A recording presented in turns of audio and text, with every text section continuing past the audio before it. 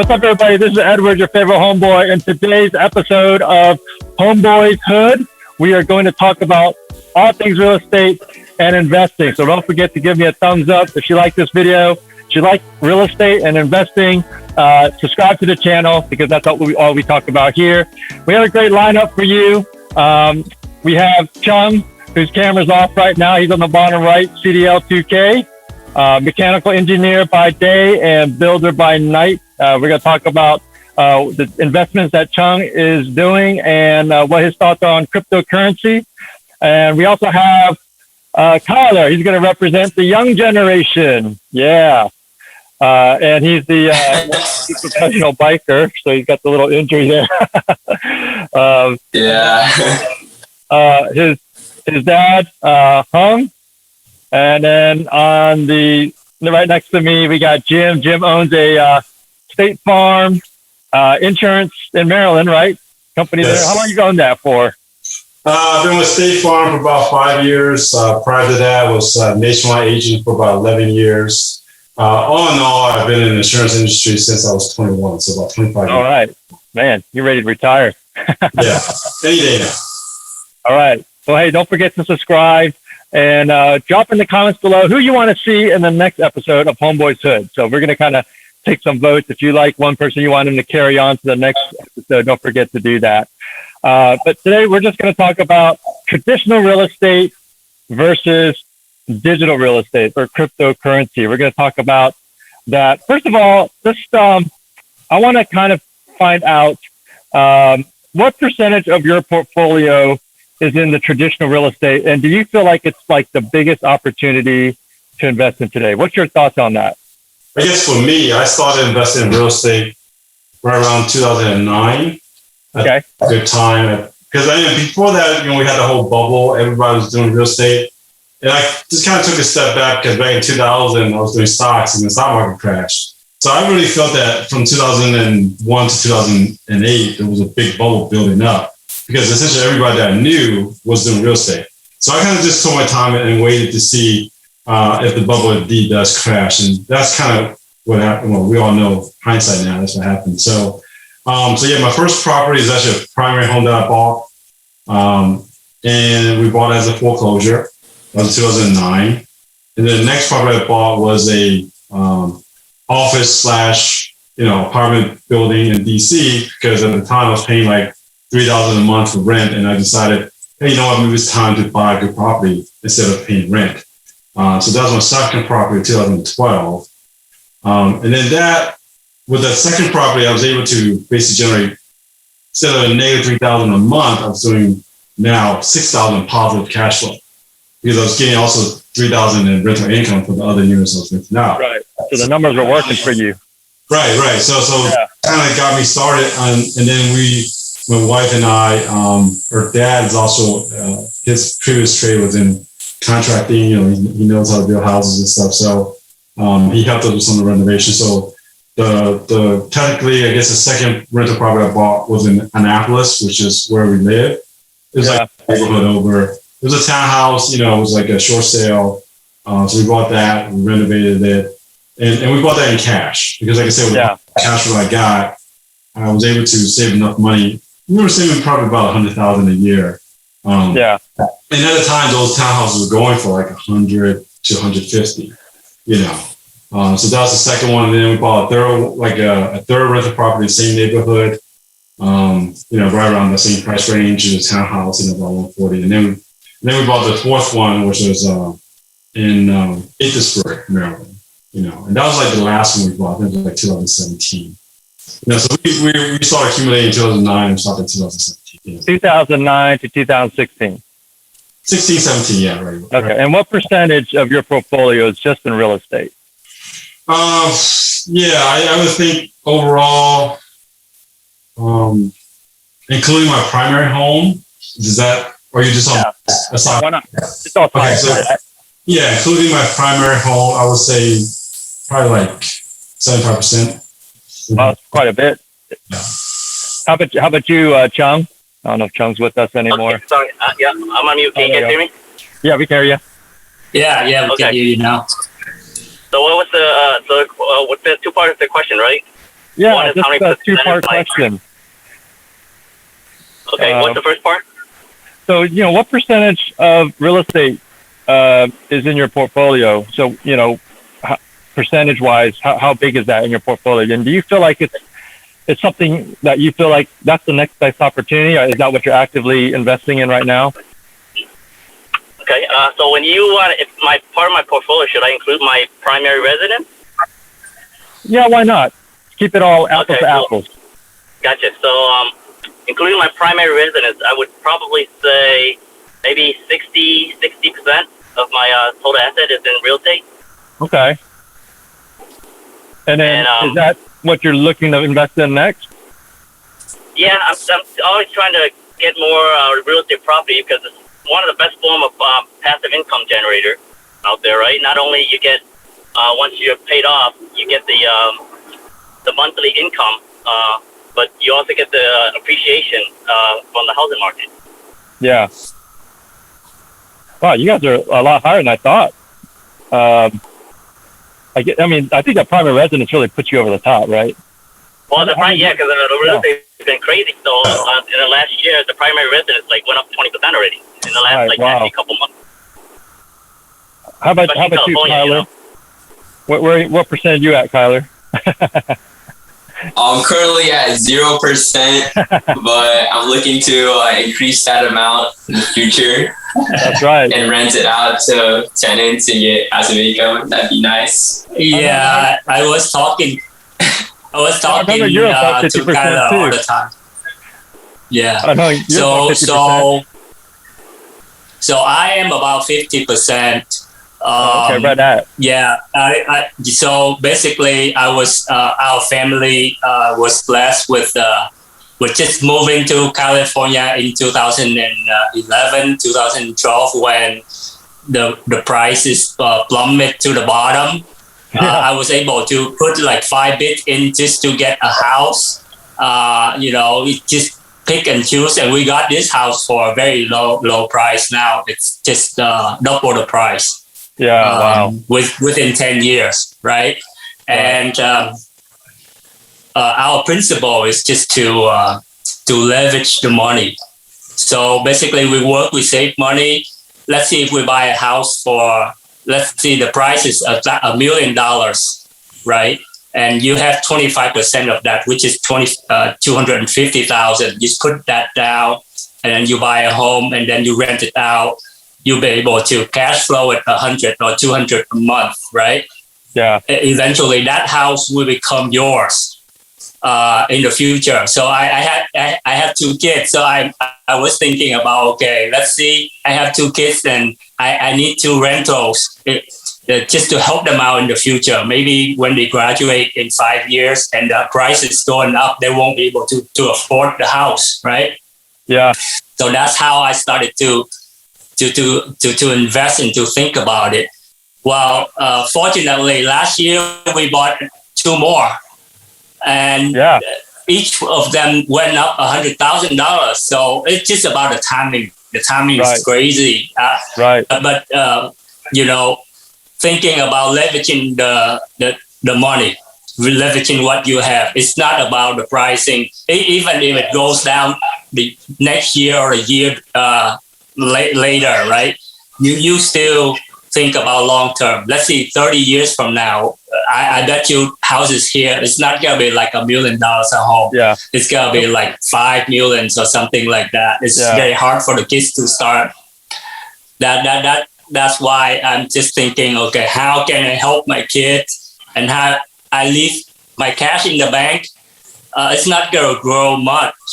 But if I just buy a property and just, be able to rent it out and just get a cash flow on it, I'll do well. I'll do okay. I think that's one thing we all have in common is, we are pretty sold on the idea of traditional real estate, right? That traditional real estate, which is defined as the land and the buildings on top of it, right? Pretty easy definition. We're all sold on the idea. Me, myself, I'm at about 45% of my net worth is real estate. So I'm probably the lowest of all 4 of us, even though I'm the professional real estate agent. But what's interesting is traditional real estate's really easy to understand. But what today I want to talk about, is how does it compare to digital real estate? Or what I'm going to call, digital real estate, cryptocurrency, right? Because that's kind of like a new idea, maybe newer to some more than others, right? And that's kind of why I wanted to bring all of us together, because not all of us here are invested in cryptocurrency. Goldman Sachs says that crypto is a new asset class, right? It's like digital gold. What do you guys think about that? You guys agree with that? Not disagree with that? I disagree with it. Why is that? I'm probably wrong, but I disagree with it because like we talked before, anything that's digital can be hacked. Anything that can be hacked, you can lose. Yeah, but why can't something digital be an asset?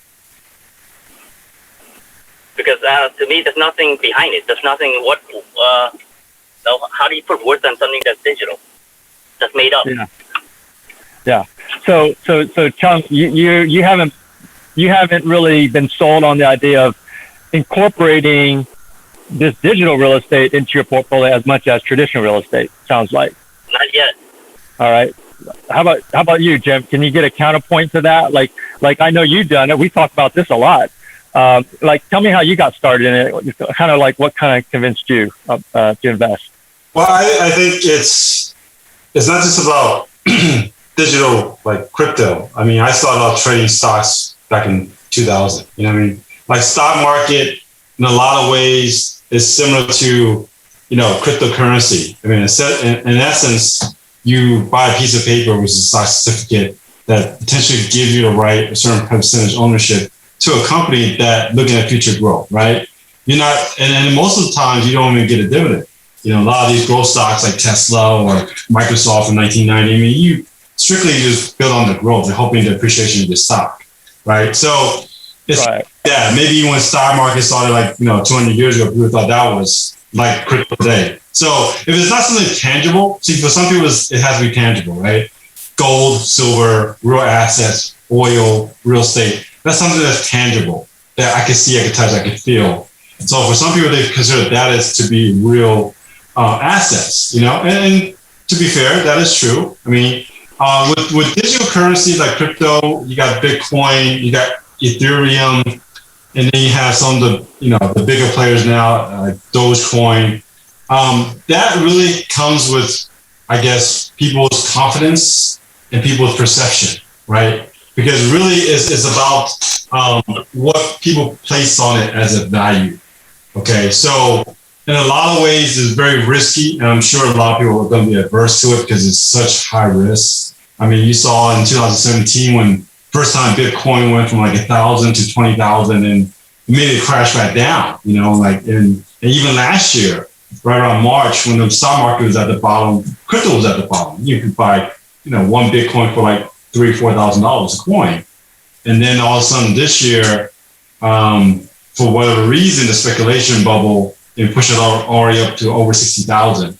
But at the same time, right, the 60,000 went back to 30,000. So a lot of people may not be comfortable with that roller coaster ride, And in person myself, I'm not investing a big chunk of my portfolio in crypto, So I'm also just kind of like dipping my toe in it, So I'll put in maybe less than 1% of my assets, this kind of risk, because that will be for me the riskiest asset I would invest in. Yeah. So you're at 1%. That's kind of your comfort level, 1 to 2%. Right now. And of course, with the same thing with the appreciation in real estate.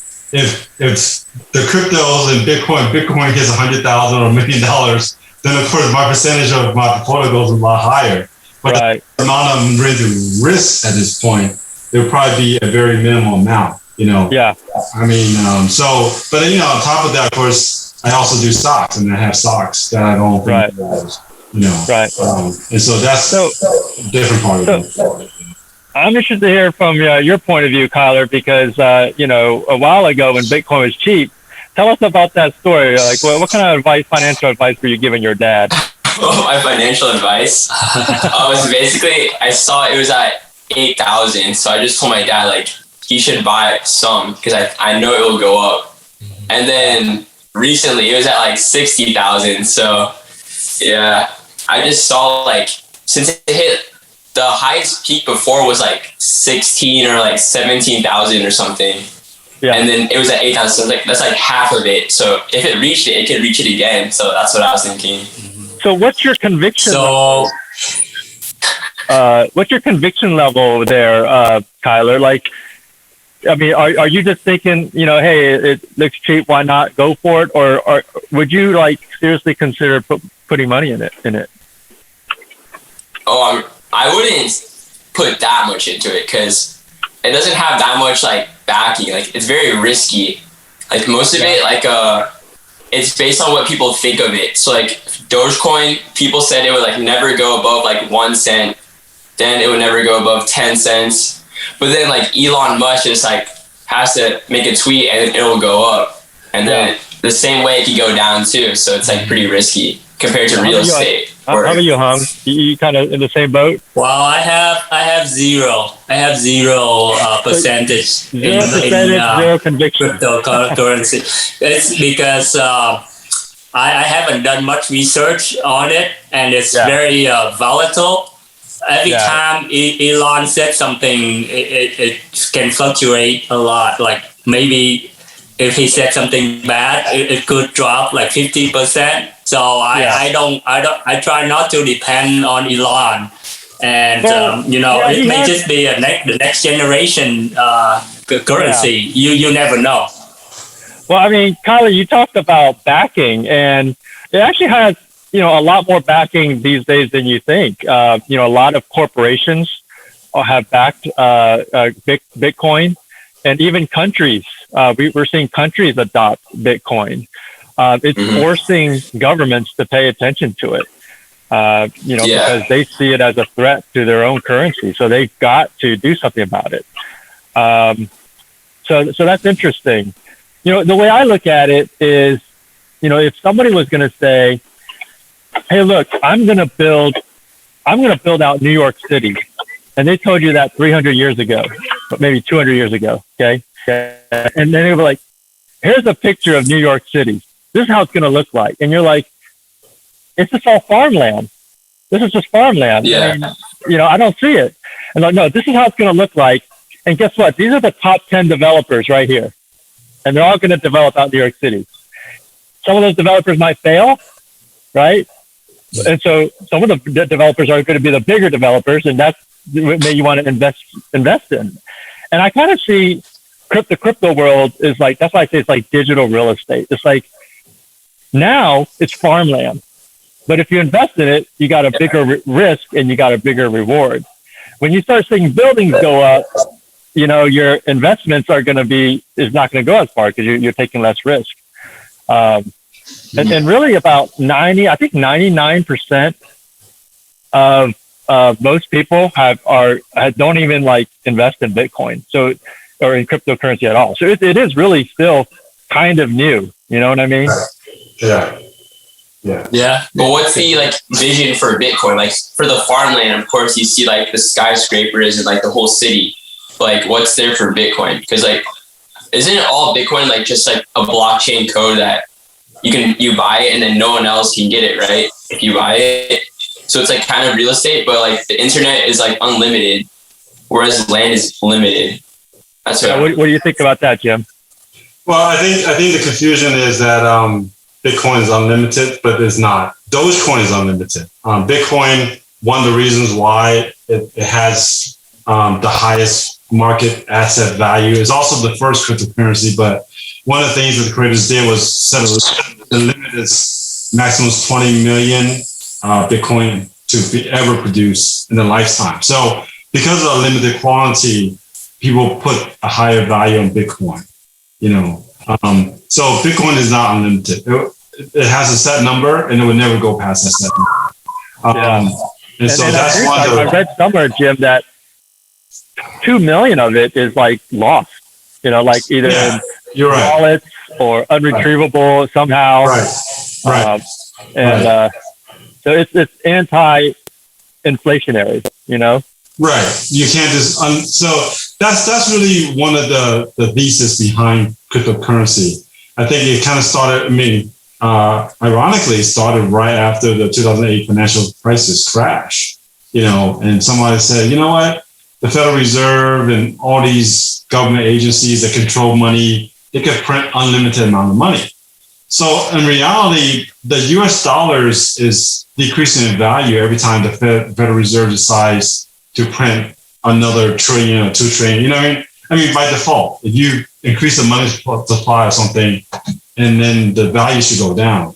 I mean, ever since the gold standard was taken away in the late 70s, the US dollar is backed by nothing but credit, but reputation of the country. You know what I mean? So it does make sense to invest in real estate and gold and some of those real assets, because those are all priced in dollars, right? Even oil is priced in dollars, right? Not priced in Bitcoin, not priced in any like digital, it's priced in dollars. So as the dollar decreases in value, all those things should increase in price.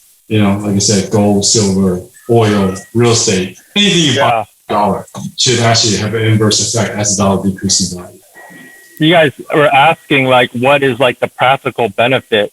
So let me give you an example. If somebody said 20 years ago that there's this thing called the internet, right? And they're like, yeah, we're gonna do this thing called the internet, and there's gonna be this company called Amazon. You would have been like, well, why do we need that? I go to the grocery store right down the road. Why do I need Google, man? I got encyclopedias right here. I got the library. And so this whole world was created because of the internet, right? You've got these companies like Facebook is now like a digital version of hanging out. Amazon's like the digital version of just going shopping, right? So all these digital versions of it because of the internet. And you got to look at cryptocurrency like the internet. It's another universe, right? For example, I've been kind of reading up on altcoins or stable coins where, if you get a loan, right? You buy a car, you buy a house, you got to get a loan. You got to go through all the paperwork. It's a pain in the butt. But with cryptocurrency, they cut out all of that paperwork and stuff like that. And they have smart contracts where you can get crypto loans in an instant. I'm moving money. I'm moving lots of money between my crypto accounts, and it's instant. It's 1 minute, 5 minutes. Whereas if you did a transfer from one bank to another bank, so it's, to me, I see it in the banking industry, it's revolutionizing lending, interest, right? So I don't know if you had thought about that, but it's kind of like the internet. And also you can avoid tax, right? Not anymore. No. Not anymore. Yeah. Disclaimer. This is not investment advice. Right. So I think that was one of the attractions of cryptocurrency in the beginning, because it was not regulated. The IRS did not require you to report it. But that has changed in the last couple of years. So any transaction, I think over 10,000, you have to report it, just like you do anything else. So it's may not be enforceable yet because it's very hard to track cryptocurrency and how people move it around. But by law, it's required to have you report it as gains. But for so many years, and beginning why Bitcoin had such a bad reputation, because it was used by a lot of people in the dark net, illegal activity, right? Transport, drug deals, arms deals, all those things, all the shady things that you don't want people to know about, you use Bitcoin for. So that's kind of how it got started out. But now, especially this year, it's really gone mainstream when you hear somebody like Tesla, Elon Musk, who's literally put $1.5 billion into a cryptocurrency. So that really what causes that the rise of Bitcoin from 20, 30,000 to 60,000 was when that news first broke. And of course, the reverse happened when he said, I'm going to start taking Bitcoin to buy Tesla cars. Then so right now, a lot of the news, it's like a penny stock. If you guys ever invest in penny stocks, it's like a penny stock. Any news can move that asset. And that's the problem, right? But later on, we should have a talk about what is called technical analysis, which is what I use when I invest in stocks or invest in crypto, is you'll see that there's a pattern that develops over time. That people, when they buy a certain asset, it would be crypto, it would be a stock, it's based on certain price averages. So a 200-day average or 50-day average, these are key areas that most people don't really pay attention to. And so now, if you were to ask me about Bitcoin, it's actually broken out above what is considered a 200-day average. So right now, potentially it could be going back up to 60,000 versus the other way around. But for so many months, it was below the 200-day average. It kept declining. But I think also it's triggered by the news that Elon has kind of changed his view. I also say that he's not selling any more Bitcoin. He initially sold 10% of his Bitcoin, in the first quarter to kind of buffer his earnings for the first quarter for Tesla. But now he's saying he's keeping the other 90%. He's not selling anymore. And then also, Kathy Woods, which is a huge, she's like a Warren Buffett of our day. A lot of people pay attention to her, and she believes in Bitcoin. She believes in cryptocurrency. So, and of course, there's all the other companies like MicroStrategies, PayPal, Square. Yeah, they all own Bitcoin as part of their, assets. So it is gaining more and more traction. It's gaining more credibility as more institutions jump onto the game. But still a great deal of risk involved. You could, obviously look at the chart. The volatility is still, it's crazy, right? Yeah. Well, actually, I watched a video the other day when they measured the volatility. It's actually less than some stocks. There's some stocks that are even more volatile than Bitcoin. Yeah, I mean, like I said, it really depends on each person's risk tolerance. Yeah. But I think most people still view it as a very risky asset. I think we all can agree on that part. So just having it as a small part of your portfolio, though, Chung, what would it take for you to get there? It's good to see. By the way, a lot of convincing, a lot of understanding. Because right now, I really don't understand all the details of the digital currency. But the questions I have in my mind, right, is that you have all these different digital currency, Bitcoin, what's the other stuff that you guys mentioned? There's all different type of currency. So I guess it's the same as US dollar versus the euro versus the yen. So you can think of it that way. But the other question is the World Bank controls how money is being transferred and flow. What is their view on it? Because in some of my readings, I heard that there will be. There's no doubt, undoubtedly, there will be digital currency in the future. But is the digital currency mainly being used by someone like Bitcoin, or the bank has their own version of digital currency? The thing with Bitcoin is it's decentralized, right? The people will vote. No one's going to control and say this or that. At the end of the day, the people are going to have their freedom. Cryptocurrency represents freedom. All that's deregulated and decentralized. That's the beauty of it. And right now, they're voting to not put their money in the stocks or the dollars, or everyone's voting to put the money into cryptocurrency. That's why so much money is flowing into it right now. And countries are adopting it because their dollars are trash.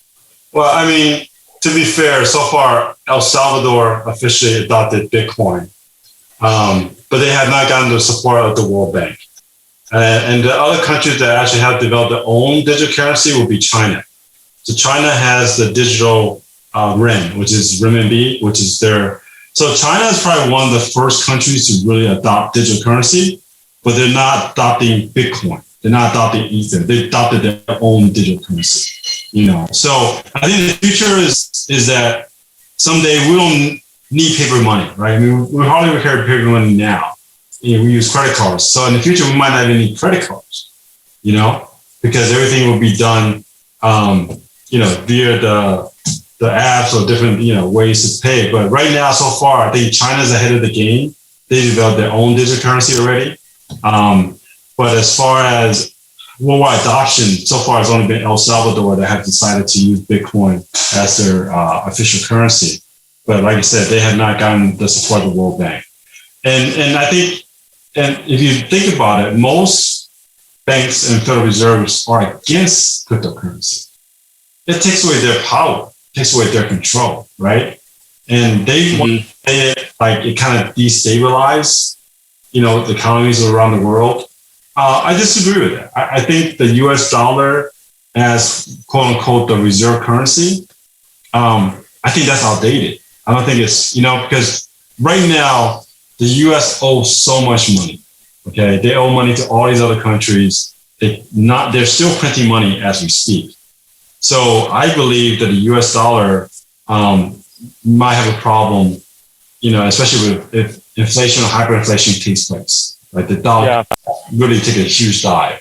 So it makes sense for you to put your money in real assets like real estate. And like I said, diversify, buy some gold, buy some silver, but at the end of the day, you really have to diversify everything. You know what I mean? But I think I agree with that. You gotta be diversified. Right. So for us, I think most of us believe that, of course, real estate is something that is tangible and it's something that generates passive income for us, right? I mean, So couldn't you have it both ways? I mean, couldn't you? It doesn't have to be traditional versus digital, right? Right. Couldn't you have it both ways? So you're saying something unhung about kind of like, and I'm gonna have to close, do a little outro here in a little bit because our meeting's about time's up. But one of the things I'm doing, for example, is when your real estate goes up, and now you're finding that your portfolio is imbalanced because you got to shift it around and rebalance it because now you have like a huge amount of your percentage of your net worth in one asset class. Like what I've done is I've pulled money out of real estate because I felt like I had too much. And then what I would do is I would put it into cryptocurrency or precious metals or something like that. But for me, my crypto percentage and my target is 10%. It was 5%. And slowly as I like study it more and I'm more convicted about it, it's gone up to 10%. And it doesn't feel risky. It felt risky when I first started. It's kind of like real estate. When you first start, that first house, it might represent 10%, but it felt risky. And now you could do like 60, 75% and you don't feel the risk. So anyways, any closing thoughts? Jim, that was good. Closing thoughts. Kyler, and Unhung, any closing thoughts on your end? Well, I have $300 in like vet chain, and I bought it at like 20 cents. And nice. I was looking at it, and some people think it would hit like 70 cents by like 2025. So I'm just gonna hold it in there because it's not that much money anyway. So your generation is more likely to invest in Bitcoin than gold, right? I mean, you bought that before you bought any gold or silver. And so I just feel like as the younger generation is starting to invest more, they're going to put their money into crypto. Hung, any last thoughts, Chung? Yeah, it's a good strategy just to just to spread it out, right? Yeah, diversify, right? That's right. But you have to know what you put the money into. As long as you know and trust that that's a safety net for you, then that'll be good. If you just don't do it blindly. Right. You want to invest for what it's going to do in 5 years, 10 years. How about you, Chung? Did we make a believer out of you? Yeah. Yeah. So there's a saying from Peter Lynch, right? Invest in what you know. So right now I don't know about Bitcoin, so I'm not investing in it, but I do want to learn more about it, and maybe the more I learn about it, the lower the risk I think it's going to be. That's maybe start putting some money into it.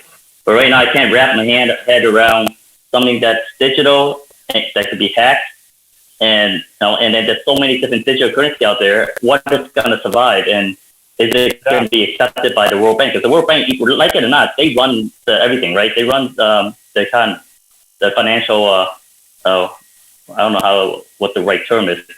But the world financial movement, right? So if you don't get the backing of the World Bank or all the banks, you can have all these digital currency you want, and you go to buy a car, unless you trust the person with the digital currency, you can make your interaction between the company But a lot of times people rely on the kind of, I think the bank as kind of like safeguard, right? Why do you put your money in the bank? Because it's FDIC insured, right? So, and a lot of people still feel that way, that they need to have some kind of insurance for the money that it won't get lost. Well, hey man, like I said, no risk, no reward. You get 0.01% in the bank, right? Risk reward, that's right. All right, this is good, and really, I hope my subscribers like this because we're just all four ordinary dudes, five. None of us have like expertise in any of this. We're just talking. I think a lot of the people who are watching this can relate to this. They're just trying to find where to put their money, right? At the end of the day, the more conviction you have about something, then the more you're willing to put that as a greater percentage of your portfolio. So, hey, if you're watching this and you like what you heard here, you want to see more of this in a future video for Homeboys Hood, go ahead and drop a comment below. Don't forget to like this video and subscribe if you like real estate and investing. This is your favorite homeboy, signing out.